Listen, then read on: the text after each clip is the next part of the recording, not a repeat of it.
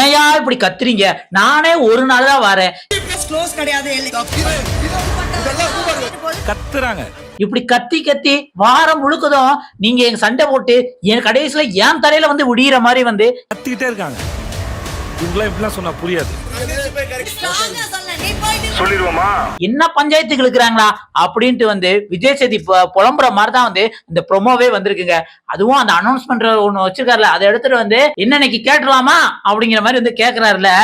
சொல்லிடுவோமா? Vijay Sethupathi sir, நீங்களே வாரத்துல ஒரு நாள் வந்து இவங்ககிட்ட இந்த கத்துறாங்க அப்படின்னு இவங்க வீடியோ பார்த்துட்டு உங்களுக்கு தோணுதுன்னா, வாரம் பூரா வந்து இவங்க கத்தி கத்தியே லைவ்ல எங்களை வந்து பாதி காதை வந்து செவுடாக்கிட்டாங்க. அந்த அளவுக்கு தான் இருக்கு. ஆனா கத்துனதுல ஏதாவது பிரயோஜனமா இருக்கா? ஒன்னும் இல்ல. அப்படித்தான் இன்னைக்கு வந்து விஜய் சேதுபதி வந்து எவன் என்னென்ன கத்துனா அப்படிங்கிறத பத்தி ஃபுல்லாவே கேட்க போறாருன்னு நம்புறோம். அப்படி என்னென்ன கேட்க போறாரு, இந்த வீக்ல என்னென்ன நடந்திருக்கு, அதை எதாவது கேட்கறதுக்கு வாய்ப்பு இருக்கு, யார் யார் வந்து இந்த சண்டையில வந்து அக்லியா விளாண்டுருக்கா, யார் யாருக்கு ரோஸ்ட் உண்டு அப்படிங்கிறதா இந்த வீடியோல நம்ம பார்க்க போறோம். அதுக்கு முன்னாடி நான் எப்பயும் கேட்கறதா உங்க பொண்ணான கைகள்ல ஒரு லைக் மட்டும் தட்டி விட்டுருங்க. வாங்க வீடியோக்குள்ள போலாம். இந்த வீக் ஸ்டார்ட் ஆனவனே எங்க அக்கா சொர்ணாக்கா பார்வதி அக்கா வந்து ஆரம்பிச்சு வச்சாங்க ஃபைட்டு. அதான் வந்து இந்த வீக்கோட ஃபர்ஸ்ட் ப்ரோமோ. என்ன ப்ரோமோ சொல்லுங்க பாப்போம். அதாவது பார்வதிக்கும் நம்ம கனியக்காக்கும் சண்டை. கனி வந்து சூப்பர் டீலக்ஸ் போயிட்டாங்க. போனவனே தன்னோட ட்ரெஸ் எல்லாம் எடுத்துட்டு வந்து பார்வதி தான் எடுத்துட்டு வைக்க வேணும், அப்பதான் வந்து பார்வதி சண்டை போடுவா, பார்வதி முகத்திரையை கிழிக்கிறேன் அப்படின்ட்டு வந்து கனி வந்து விரும்புக்குனே பார்வதி எடுத்துட்டு வச்சாங்க. பார்வதி சும்மாவே ஆடுவாங்க. இதுல வந்து பார்வதியை வம்புகளுத்த விட்டா வைப்பாங்க. நீ என்ன துணியா எடுத்து வந்து வைக்க சொல்ற, இந்தா அப்படின்ட்டு துணியை எடுத்துட்டு வந்து டீலக்ஸ் ரூமுக்கு முன்னாடி வந்து போட்டுருவாங்க. அங்க ஆரம்பிச்சது சண்டை. அதுக்கப்புறம் வீக்கெண்ட் முடிகிற வர இந்த வெள்ளிக்கிழமை தான் ஏதோ கொஞ்சம் சண்டை இல்லை, அதுவும் பிக் பாஸ் கொஞ்சம் மிரட்டி விட்டாரு. வியாழக்கிழமை நாள் 4 நாள் வந்து ஒரே சண்டை சண்டை சண்டை. அது என்ன ஏது அப்படின்னு பார்த்தோம்னா அப்படின்னா, ஃபர்ஸ்ட் மண்டே என்ன நடந்தது அப்படின்னா, இந்த வீக்கோட ஃபர்ஸ்ட் டாஸ்க் என்ன, தலை டாஸ்க் தான். அதுல வந்து பிரவீன்ராஜ் வந்து தலை ஆயிட்டாப்ல. ஏன்னா பிரவீன்ராஜ் வந்து எப்படியா இந்த வீட்டோட தலையை ஆக்கணும் அப்படிங்கிறதுக்காக தான் ஒரு டாஸ்க் வச்சாங்க. அதுவும் 10 செகண்ட்ல வந்து பிக் பாஸ் வரலாற்றிலே 10 செகண்ட் அந்த டாஸ்க் முடிஞ்சு பிரவீன்ராஜ் வின் பண்ணிட்டாரு. அதுவும் பிரவீன்ராஜ் வின் பண்ணதை பார்க்கணும். நான் வின் பண்ணிட்டேன், ஒலிம்பிக் மெடல் வாங்கிட்டேன், இனிமேல் நான் தான் எல்லாம் அப்படின்ட்டு வந்து வின் பண்ணிட்டு ஆர்மி கேம்ப் மாதிரி வந்து நடத்த போறேன் அப்படின்னு அந்த இடத்துலயும் பார்வதி அக்கா சண்டையை ஆரம்பிச்சிட்டாரு. டேய் நீ என்னடா ஆர்மி மாதிரி நடத்துற, நான்லாம் இதுக்கு ஒத்துக்கவே மாட்டேன். ஆர்மி மாதிரி நடத்தினா அப்படின்னு வச்சுக்கோயேன், நான் பிரச்சனை பண்ணுவேன், நீ என்ன எனக்கு பேச்சு உரிமையா இருக்கு அப்படின்ட்டு அந்த இடத்துல வந்து பார்வதி சண்டையை ஆரம்பிச்சிட்டாங்க. ஆனா பார்வதி வந்து இந்த டைம் வந்து கமருதீன் கூட சேரல. ஏன்னா போன வீக் வர கமருதீன் கூட சேர்ந்து பிரச்சனை பண்ணாங்க. இந்த வீக் வந்து கண்டிப்பா வந்து நம்ம வாட்டர்மெலன் கூட சேர்ந்துருவோம். ஏன்னா வாட்டர்மெலனுக்கு வந்து வீக்கெண்ட்ல கொஞ்சம் கை தட்டு கொஞ்சம் சப்போர்ட் அப்படி இருந்த மாதிரி இருந்ததுனால வந்து இந்த வாரம் வேற நம்ம நாமினேஷன் லிஸ்ட்ல வேற இருக்குமா, அதாவது நாமினேஷன் 5 பேர் இருக்காங்களே அதை சொல்றேன். அந்த 5 பேர்ல நம்ம ஒரு ஆள் வந்து ஓட்டு வாங்கி தப்பிச்சிடணும். திவாகர் வேற இல்ல, இவரோட சேர்ந்தோம்னா இவரோட ரசிகர் எல்லாம் வந்து எப்படியா ஓட்டு போட்டுருவாங்க அப்படின்னு அந்த ஒரு கணக்கு வச்சுட்டு நாமினேஷன் லிஸ்ட் இந்த வாரம் வந்து ஏற்கனவே அதுல 5 பேர் வந்தாங்க. ஒண்ணு வந்து பார்வதி, கமருதீன், கானா வினோத், அதுக்கப்புறம் அரோரா, கலையரசன். அந்த நாமினேஷன் ப்ராசஸும் மண்டே நடந்து முடிஞ்சிச்சு. அதுக்கப்புறம் மண்டே நைட்டு தான் வந்து பிக் பாஸ் பெரிய ட்விஸ்ட் வைக்கிறாரு. உங்க அடையாளத்தை பூரா வந்து பறிக்க போறேன் அப்படின்ட்டு வந்து ட்ரெஸ்ஸை பூரா நைட்டோட நைட்டா வந்து எல்லாத்தையும் எடுத்துட்டு போயிட்டாரு. நம்மனாலும் சரி செம்ம டாஸ்கா விடிய விடிய நடக்கும், பயங்கரமா இருக்கும் அப்படின்னு பாத்தீங்கன்னா, மொத்தமே அந்த வீக்லி டாஸ்க்ல 3 கேம் தான் வச்சாங்க. அது ஆக்டிவிட்டி ரூம்ல எப்படி நம்ம அந்த ஸ்கூல்ல வந்து பொழுதுபோக்காட்டி வந்து இந்த நட்டை எடுக்கிறது, வாட்டர் பாலை போட்டு இப்படி தூக்கி போட்டு அதை நிக்க வைக்கிறது, அதுக்கப்புறம் வந்து டம்ளர் இப்படி வந்து கோன் மாதிரி அடுக்கிறது, இது மட்டும்தான் வந்து நடந்திருக்கு. அதுக்கப்புறம் வந்து செகண்ட் டாஸ்க் என்ன, தொப்பி டாஸ்க். தொப்பியில வந்து யார் வந்து தொப்பி எடுத்து அடிதடி வர்றதுக்காக அந்த டாஸ்க் கொண்டு வந்தாங்க, அந்த டாஸ்க் வச்சாங்க. அதுக்கப்புறம் வந்து என்ன டாஸ்க் வச்சாங்க, சாப்பாடு சாப்பிடுறது. இது எல்லாம் ஒரு டாஸ்காடா அப்படிங்கிற மாதிரி தான். நம்ம என்னமோ இவங்க ட்ரெஸ் எல்லாம் எடுத்துட்டு போனவனே பெரிய டாஸ்க் வைப்பான்னு வந்தாங்க. அதுலயே நம்மளுக்கு ஒரு ஏமாற்றம். ஆனா ஏமாற்றம் அதுல இருந்துட்டாலும் சண்டேல ஏமாற்றம் இல்லாத மாதிரி வந்து பல பிரச்சனைகள் நடந்தது. இதுக்கப்புறம் வந்து அந்த ட்ரெஸ் எல்லாம் எடுத்துட்டு போனதுக்கு அப்புறம் மறுநாள் காலையில வந்து நம்ம ஆள் ட்ரெஸ் யூனிஃபார்ம் கொடுத்துட்டாப்புல. நம்ம வாட்டர்மெலன் வந்து ட்ரெஸ் இல்லாம சகலகலா டாக்டர் டாக்டர் அப்படின்ட்டு வந்து அந்த இதை வந்து கேமராக்கு முன்னாடி பண்ணாரு. பண்ணும்போது நம்ம கமருதீன், கேப்டன் பிரவீன்ராஜ், அடுத்து வந்து கானா வினோத், இவங்க 3 பேரும் சேர்ந்து பின்னாடி இருந்து வந்து பயங்கரமா மார்க் பண்ணாங்க. அது கூட பிரச்சனை இல்லை. ஆனா அதை சண்டையை திருச்சி விட்ட ஒருத்தன் இருக்கான் பாருங்க, அவன் தான் கலையரசன். அவன் இல்லாட்டி இந்த வீட்டுல பாதி சண்டை நடந்திருக்காது. ஓகேவா, பாதி கண்டென்ட் இருக்காது. ஏன்னா இங்க உள்ளது அங்க போட்டு கொடுக்குது, அங்க உள்ளது இங்க போட்டு கொடுக்குது. முக்கியமா வாட்டர்மெலனுக்கு ஒரு சிசிடிவி கேமரா மாதிரியே வாட்டர்மெலனை எங்கேயாவது யாராவது தப்பா செஞ்சானா உடனே குடுக்குன்னு ஓடி போய் வாட்டர்மெலன் போட்டு கொடுக்கறதா வேலை.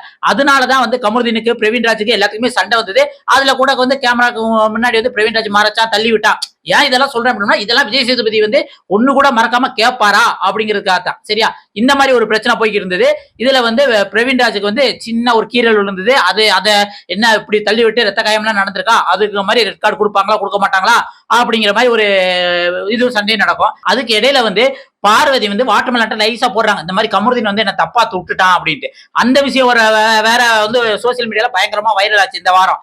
அதை பத்தி எதுவும் கேட்பாங்களா, இல்ல அதை கேட்க மாட்டாங்கன்னு நினைக்கிறேன். அதுங்களே வீக்கெண்ட்ல வந்து எங்க ரெண்டு க்ளோஸ் ஃப்ரெண்ட் ஆயிட்டாங்க. நீயும் அதை மறந்து நானும் அதை மறந்துடுறேன். ஏன் அப்படின்னம்னா, பார்வதி ஒருவேளை அப்படி அதை சொன்னாங்க, அப்படி கேட்டாங்க, இப்போ பெண்கள் பிரச்சனையில வந்து இப்படி வந்து ஜெயிலுக்குள்ள தப்பா நடந்துட்டாங்க அப்படின்னு கேட்டாங்க அப்படின்னம்னா, ஏமா உங்க மேலேயும் தான் தப்பு இருக்கு, நீங்களும் தானம்மா வந்து ஒன்னா பழகுனீங்க அப்படின்ட்டு அந்த பிரச்சனை வந்து சரியா எடுபடாதுங்கிறதுனால பார்வதி அதை மறந்துட்டாங்க, மன்னிச்சுட்டாங்க கமருதீனை. இப்போ ஒன்னா சுத்திட்டு அலைகிறாங்க. இந்த பிரச்சனை ஒரு பக்கம் ஒரு போய்கிட்டு இருக்கு. இதெல்லாம் போக அந்த தொப்பி சண்டை தான் பயங்கரமா இருந்தது. அதுல அடிச்சுக்குவாங்கன்னு பார்த்தோம்னா யாரும் அடிச்சுக்கல. அடிச்சுக்க மாதிரி அடிச்சுக்கிட்டாலும், முக்கியமா வந்து கானா வினோத்தும் துஷாரும் அடிச்சுக்க மாதிரி அடிச்சுக்கிட்டாலும் வந்து அந்த இடத்துல அது வந்து பெருசா ஒண்ணும் எடுபடல.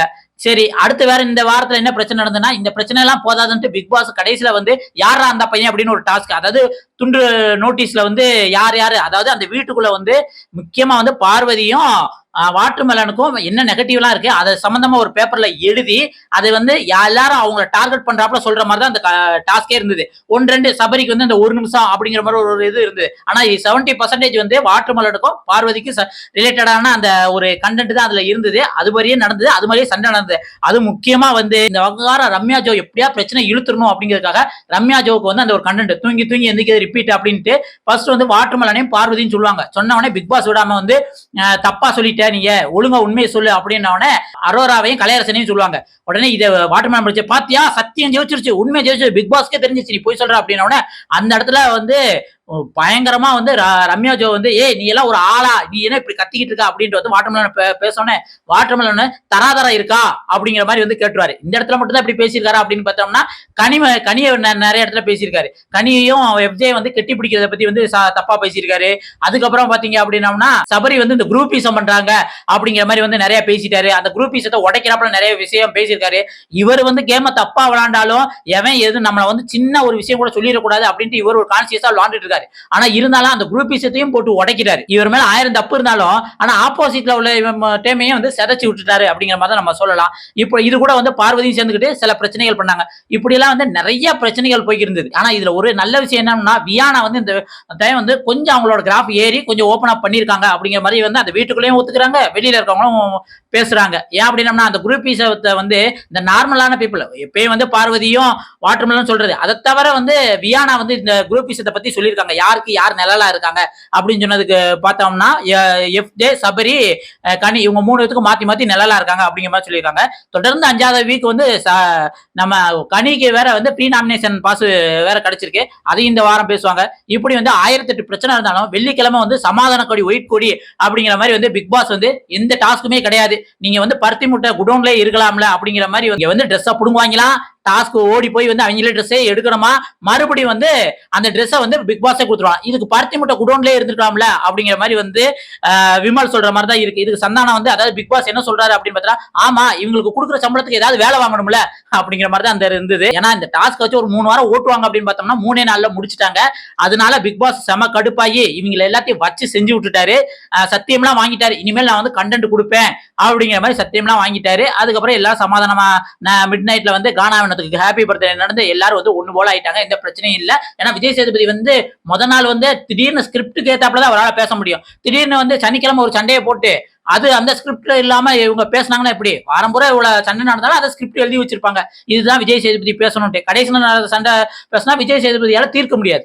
அதனால வெள்ளி அந்த சனி அப்படியே வந்து அவங்களை வந்து கூல்படுத்திட்டு எந்த சண்டை சச்சரவு இல்லாம போயிருவாங்க. இதைத்தான் இந்த வாரம் வந்து ஒவ்வொரு விஷயமா கேட்பாரா, இல்ல எப்பயும் போல நீங்க சொல்லுங்க நீங்க சொல்லுங்க ஏன் இது பண்ணீங்க, சுத்தி எல்லாம் விடாதீங்க, உட்காருங்க, இருந்தீங்க அப்படின்னு முடிச்சுட்டு போயிடுவாரு. ஆனா போன வாரம் கொஞ்சம் பரவாயில்ல, எல்லாத்தையும் கொஞ்சம் கவர் பண்ணி பேசிட்டாரு. அது மாதிரி இந்த வாரம் வந்து கொஞ்சம் அதை விட கொஞ்சம் எக்ஸ்பெக்டேஷன் அதிகமா இருக்கு, இதெல்லாம் கேட்பாரு அப்படின்ட்டு என்ன பண்றாருன்னு பார்ப்போம். உங்களுக்கு என்ன தோணுது? இந்த வீக்ல வந்து முக்கியமா இவங்கள வந்து விஜய் சேதுபதி வந்து தட்டி கேட்கணும் அப்படின்னு யார தோணுது அப்படிங்கிற மறக்காம கமெண்ட்ல சொல்லுங்க. எந்த பிரச்சனையை தோன்றதுங்கிறதையும் அதுல மென்ஷன் பண்ணுங்க. அடுத்த ஒரு சூப்பரான வீடியோல சந்திக்கலாம். இப்போதைக்கு உங்கள்கிட்ட இருந்து விடைபெறுவது உங்கள் வாசன். நன்றி, வணக்கம் மக்களே.